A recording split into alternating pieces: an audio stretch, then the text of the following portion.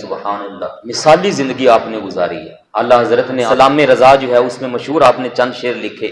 آپ نے فرمایا وہ عمر جس کے آداب پہ شیدا سقر، اس خدا دوست حضرت پہ لاکھوں سلام، فارق حق و باطل امام الہدا، تیغ مسلول شدت پہ لاکھوں سلام۔ آیا ترجمان نبی ہم زبان نبی، جانے شان عدالت پہ لاکھوں سلام۔ 21 آیات طیبات ایسی ہیں قرآن عظیم میں جو فاروق اعظم رضی اللہ تعالیٰ عنہ کے سوچنے پر نازل ہوئی ہیں۔ مثلا آج آپ نے سوچا کہ میں چاہتا ہوں کوئی اللہ پاک ایسا حکم نازل کر دے کہ ساروں پر پردہ لازم ہو جائے، چاہے وہ نبی پاک علیہ الصلوۃ والسلام کی ازواج ہوں یا کوئی عام خواتین ہو مسلمانوں کی، سب پر پردے کا حکم آ جائے نا، کیا ہی اچھا ہو کہ یہ منافق پھرتے ہیں بیچ میں، کافر پھرتے ہیں اور یہ مسلمانوں کی خواتین کو آنکھیں اٹھا اٹھا کے دیکھتے ہیں۔